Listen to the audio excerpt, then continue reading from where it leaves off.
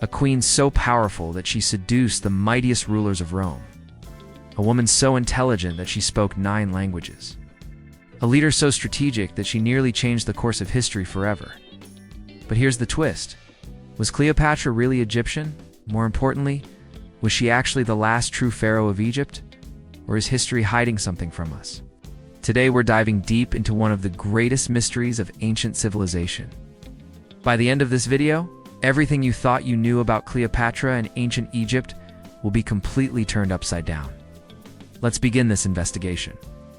Before we can answer whether Cleopatra was the last true pharaoh, we need to understand who she actually was. And trust me, the real story is way more interesting than what Hollywood shows us. Cleopatra VII was born in 69 BC in Alexandria, Egypt. Now here's something that shocks most people. Cleopatra wasn't actually Egyptian by blood. She was Greek. Her family, the Ptolemies, came from Macedonia, which is in modern-day Greece. They took over Egypt after Alexander the Great conquered it in 332 BC, so technically, Cleopatra was a Greek queen ruling over Egypt. But here's what made her special. Unlike her ancestors who refused to learn Egyptian culture, Cleopatra was different. She was the first Ptolemaic ruler in 300 years to actually speak the Egyptian language. Imagine that. Her own family ruled Egypt for centuries, but never bothered to learn the local language. But Cleopatra. She didn't just learn Egyptian, she mastered 9 different languages, including Hebrew, Arabic, and several African dialects. Cleopatra became the ruler of Egypt when she was only 18 years old. She co-ruled with her younger brother Ptolemy the 13th, who was just 10 years old at the time. And yes, you heard that right. She married her own brother. But don't be too shocked. This was actually normal for Egyptian royalty back then.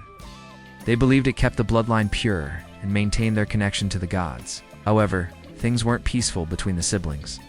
Her brother and his advisors wanted all the power for themselves. They forced Cleopatra out of Egypt, and she had to flee to Syria. But Cleopatra wasn't the type to give up easily. She was smart, ambitious, and determined to take back her throne. This is when the famous Roman general Julius Caesar entered the picture. Cleopatra knew she needed powerful allies to defeat her brother, so she came up with a bold plan. According to legend, she had herself rolled up in a carpet and smuggled into Caesar's palace. When the carpet was unrolled in front of Caesar, out came Cleopatra. Talk about making a dramatic entrance. Caesar was impressed by her intelligence and courage, helped her defeat her brother and reclaim the throne of Egypt. But this was just the beginning of Cleopatra's incredible story. Now let's talk about something Hollywood got completely wrong. Most movies show Cleopatra as this super beautiful woman who used her looks to control men. But historical evidence tells us a very different story, and it's way more impressive. Ancient Roman coins show us what Cleopatra actually looked like. And guess what? She wasn't what we would call traditionally beautiful by modern standards. She had a large nose, a pointed chin, and pretty average features. Roman historians who wrote about her never really talked about her physical beauty. So if she wasn't winning over the most powerful men in the world with her looks, what was her secret weapon? Her brain. The Greek historian Plutarch wrote that Cleopatra's charm came from her conversation skills and her personality. When she talked to people, she made them feel like they were the most important person in the world. She could discuss philosophy with scholars, military strategy with generals, and poetry with artists. She knew exactly what to say and when to say it. Remember those 9 languages she spoke? That wasn't just for show. When foreign ambassadors came to her court, she would speak to them directly in their own language without needing translators. Imagine how impressive and respectful that must have felt to them. While other rulers used interpreters, Cleopatra connected with people personally. This gave her a huge advantage in diplomacy and politics. Cleopatra was also incredibly educated. She studied mathematics, astronomy, philosophy, and medicine. The famous Library of Alexandria was in her city, and she spent time learning from the greatest minds of her era. She understood economics and knew how to manage Egypt's wealth. Under her rule, Egypt remained one of the richest kingdoms in the world. But perhaps her greatest skill was understanding people and politics. She knew exactly how to play the dangerous game of power. When she met Julius Caesar, she didn't just try to charm him with beauty. She presented herself as an intelligent partner who could help him control the richest country in the Mediterranean. She offered him resources, military support, and strategic advantages. The same strategy worked later with Mark Antony, another powerful Roman general. She didn't just seduce these men. She formed political alliances that benefited both sides. She was a master negotiator and strategist who happened to be a woman in a man's world.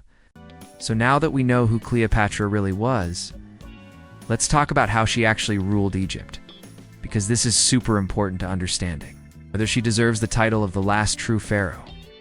When Cleopatra took the throne, Egypt was in serious trouble. The kingdom was broke, facing famine and surrounded by enemies.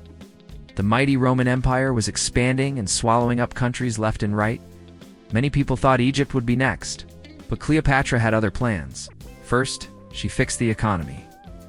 Egypt's main source of wealth was agriculture, especially growing wheat. The Nile River flooded every year and made the land super fertile. Cleopatra understood this and improved farming techniques. She made sure farmers had better tools and irrigation systems. Within a few years, Egypt was producing so much wheat that they were feeding half of Rome. This made Egypt incredibly valuable and harder for Rome to attack. She also controlled Egypt's other resources smartly. Egypt had gold mines, precious stones, and papyrus, which was like the paper of ancient times. Cleopatra established trade routes with Arabia, India, and East Africa. Egyptian goods were sold all over the known world. The royal treasury was filling up again, and Egypt was becoming rich and powerful once more. But here's what really made Cleopatra special as a ruler. She actually cared about Egyptian culture and religion. Remember, she was Greek by blood, but she presented herself as a true Egyptian pharaoh. She dressed in traditional Egyptian clothes and wore the symbols of Egyptian goddesses. She participated in Egyptian religious ceremonies and was crowned in the ancient Egyptian style at the Temple of Hathor.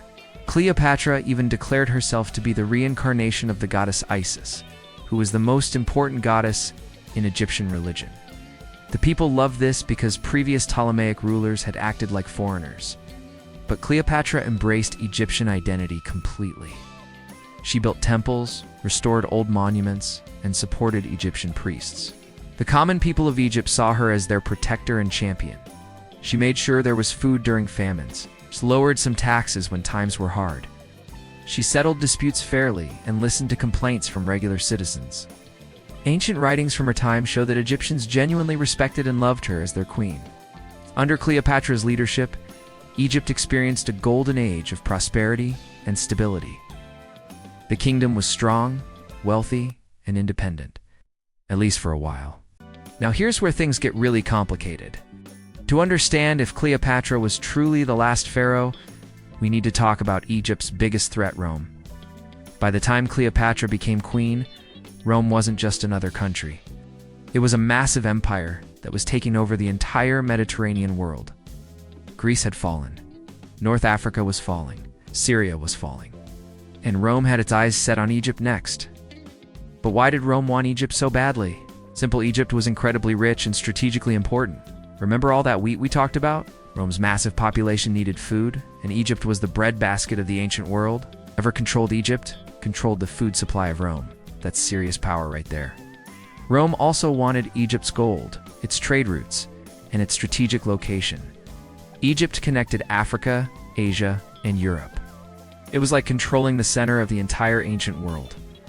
Plus, Egypt had been around for 3,000 years and had treasures beyond imagination. Roman generals were literally dreaming about conquering Egypt. But there was a problem for Rome. Egypt was too strong to just invade directly. It had a powerful army, a strong navy, and natural defenses like deserts and the Mediterranean Sea. A direct war would be costly and risky. So Rome tried a different strategy. They wanted to control Egypt through politics and influence instead of war. This is where Cleopatra's genius came in. She realized that Egypt couldn't fight Rome in a straight-up war and win. The Roman military was just too powerful. So instead of fighting them, she decided to play a much smarter game. She would form alliances with the most powerful Romans and use their strength to protect Egypt's independence. Her relationship with Julius Caesar wasn't just romantic, it was a strategic political move. Caesar was the most powerful man in Rome at that time. By allying with him, Cleopatra made sure that Rome wouldn't attack Egypt. In fact, Caesar helped her defeat her enemies and secure her throne. It was a win-win situation. Cleopatra even had a son with Caesar named Caesarion. She claimed he was Caesar's heir and the future ruler of both Rome and Egypt. Imagine that, one kingdom uniting the two greatest powers of the ancient world. It was an ambitious plan that could have changed history forever. But then something terrible happened that changed everything. Julius Caesar was assassinated in 44 BC. After Julius Caesar was murdered, Cleopatra's world fell apart. Her powerful protector was gone, and Rome fell into chaos. Different Roman leaders were fighting each other for control. Egypt's future was uncertain once again, and Cleopatra had to act fast to protect her kingdom. Rome was now divided between three powerful men. They called themselves the Second Triumvirate. There was Octavian, who was Caesar's adopted son and heir. There was Lepidus, a powerful general. And there was Mark Antony, who controlled the eastern part of the Roman Empire, which included territories near Egypt. Mark Antony was a legendary Roman general. He was brave, charismatic, and loved by his soldiers. He was also known for enjoying the finer things in life: parties, wine, and luxury. When he summoned Cleopatra to meet him in Tarsus, she knew this was her chance to secure a new alliance for Egypt. And boy, did she make an entrance. According to ancient historians, Cleopatra arrived on a magnificent golden ship. The sails were purple, which was the color of royalty. The oars were made of silver. She dressed as the goddess Venus and was surrounded by servants dressed as cupids. Perfume and incense filled the air. It was the most spectacular show anyone had ever seen. Mark Antony was completely impressed. But again, it wasn't just the show. Cleopatra spent time talking with him, understanding what he wanted and needed. Antony was planning military campaigns in the east and needed money and supplies. Cleopatra had exactly that. She offered him Egypt's resources in exchange for his protection and support. Their relationship grew stronger over time. Antony spent winters in Alexandria with Cleopatra, living in luxury and enjoying Egyptian culture. They had 3 children together, twins named Alexander Helios and Cleopatra Selene, and another son named Ptolemy Philadelphus. Antony even gave Cleopatra control over Cyprus, parts of Syria, and other Roman territories. Egypt was expanding again. Together, they dreamed of creating a new empire that would rival Rome itself, an empire centered in the east with Alexandria as its capital. Cleopatra would be the queen, and their children would inherit this massive kingdom. It was an incredible vision of power and glory. But back in Rome, Octavian was watching all of this very carefully, and he didn't like what he saw one bit. The stage was being set for one of the most famous conflicts in ancient history. Now we're getting to the part where everything falls apart. The relationship between Cleopatra, Mark Antony, and Rome was about to explode into one of history's most dramatic wars. Back in Rome, Octavian saw Mark Antony as his biggest rival for power, and he was furious about Antony's relationship with Cleopatra. Octavian started spreading propaganda, telling Romans that Antony had abandoned Rome for Egypt. He said Antony was under Cleopatra's spell, and that the Egyptian queen was planning to conquer Rome and make Romans into slaves. Was any of this true? Probably not, but it worked perfectly. Romans were proud people who didn't like the idea of being ruled by a foreign queen. Octavian painted Cleopatra as an evil witch who was corrupting a great Roman general. He made it seem like Egypt was the enemy threatening Roman values and freedom. The Roman Senate officially declared war. But here's the sneaky part. They didn't declare war on Mark Antony, who was still a Roman citizen. They declared war only on Cleopatra. This was smart politics by Octavian. He made it look like he was saving Rome from a foreign threat, not fighting another Roman in a civil war. In 31 BC, everything came to a head at the Battle of Actium. This was a massive naval battle off the coast of Greece. On one side was Octavian with his brilliant admiral, Agrippa, commanding a fleet of smaller, faster Roman warships. On the other side was Mark Antony and Cleopatra, with a larger fleet of heavy Egyptian and Roman ships. The battle was going badly for Antony and Cleopatra from the start. Octavian's ships were more maneuverable and better commanded. In the middle of the battle, Cleopatra made a controversial decision. She took her 60 ships and sailed away from the fight, heading back to Egypt. Mark Antony, seeing her leave, abandoned his own fleet and followed her. This was disastrous. Their remaining forces surrendered or were destroyed. Antony's soldiers felt betrayed and confused. Why did their commander abandon them in the middle of battle? Some historians think Cleopatra panicked. Others believe it was a planned retreat to save what they could. We'll never know the real reason. But one thing was certain: they had lost. Octavian was now unstoppable, and he was coming for Egypt with his entire army. After the defeated Actium, Mark Antony and Cleopatra returned to Alexandria knowing that the end was near.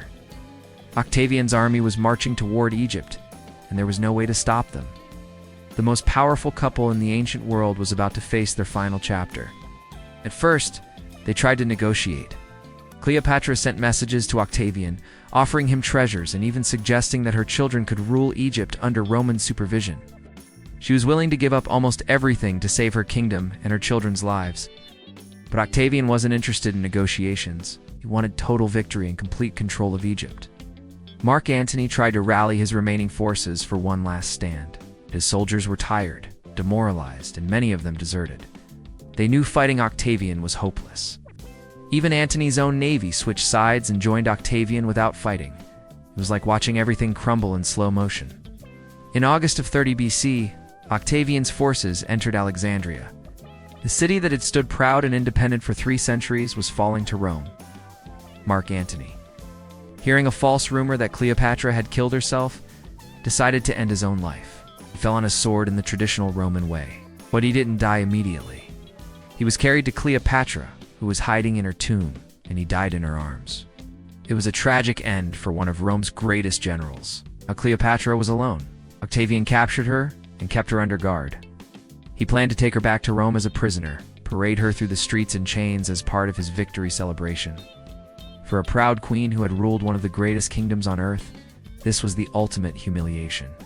But Cleopatra had one final card to play. She would not give Octavian the satisfaction of displaying her as a defeated prisoner. She would die as a queen, on her own terms, with dignity. According to legend, Cleopatra arranged for a poisonous snake, called an asp, to be smuggled into her chamber, hidden in a basket of figs. On August 12th, 30 BC, she put on her royal robes and crown. She lay down on her golden couch and let the snake bite her. Within minutes, the last pharaoh of Egypt was dead. She was only 39 years old. So Cleopatra was gone, but what happened next is crucial to answering our main question. Was she really the last true pharaoh of Egypt? When Octavian found Cleopatra dead, he was actually angry. He had wanted to parade her through Rome to show his complete victory. But even in death, Cleopatra had outsmarted him. However, Octavian still got what he wanted most: Egypt itself. Octavian immediately declared Egypt to be the personal property of Rome. But here is the interesting part. Egypt didn't become a regular Roman province like other conquered territories. It became the personal possession of the Roman emperor. No Roman senators were allowed to even visit Egypt without the emperor's permission. Why? Because Egypt was too valuable and too important. Whoever controlled Egypt controlled enormous wealth and power. Octavian changed his name to Augustus and became the first Roman emperor. And guess what funded his rise to power? Egyptian gold and wheat. Egypt's wealth literally paid for the transformation of Rome from a republic into an empire. The treasures of the pharaohs were now filling Roman vaults. But what about Cleopatra's children? This is heartbreaking. Caesarion, her son with Julius Caesar, was hunted down and killed. Octavian couldn't risk leaving Caesar's biological son alive because he could challenge Octavian's claim as Caesar's heir. The boy was only 17 years old when he was murdered. Cleopatra's 3 children with Mark Antony were luckier. They were taken to Rome and raised by Octavian's sister. Cleopatra Selene, the daughter, actually grew up to marry a North African king and became a queen herself. At least one of Cleopatra's children got to live and rule, though far from Egypt. Egypt itself changed completely under Roman rule. The Romans didn't respect Egyptian culture the way Cleopatra had. They saw Egypt as a resource to exploit, not a civilization to honor. The temples were neglected. The ancient Egyptian religion slowly died out. Hieroglyphic writing system was eventually forgotten. The 3,000-year-old civilization that had built the pyramids was fading away. Roman governors ruled Egypt for the next several centuries. They called themselves many things, but they never called themselves pharaohs. They were administrators, not god kings.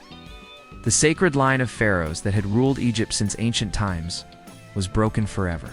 And this brings us back to our original question. Was Cleopatra truly the last pharaoh? Alright, now we're getting to the heart of our investigation. Was Cleopatra actually the last true pharaoh of Egypt? This question is way more complicated than it seems, and historians still debate it today. Let's look at the arguments for why yes first. Cleopatra was the last independent ruler of Egypt before it became part of the Roman Empire. After her death, no one else ruled Egypt as a sovereign nation for over 2,000 years. She was the last person to sit on the throne of the pharaohs and make decisions for Egypt without answering to foreign powers. In this sense, she absolutely was the last pharaoh. Also, Cleopatra embraced the role of pharaoh more than her ancestors did. She participated in Egyptian religious ceremonies, dressed like an Egyptian goddess, spoke the Egyptian language, and presented herself as a divine ruler in the ancient Egyptian tradition. She built temples and honored Egyptian gods. The Egyptian people accepted her as their legitimate pharaoh and protector. But now let's look at the arguments for no, and this is where things get interesting. Cleopatra wasn't ethnically Egyptian, she was Greek. Her entire family, the Ptolemies, were foreign invaders who took over Egypt 300 years before she was born. So technically, the last truly Egyptian pharaoh died centuries before Cleopatra was even born.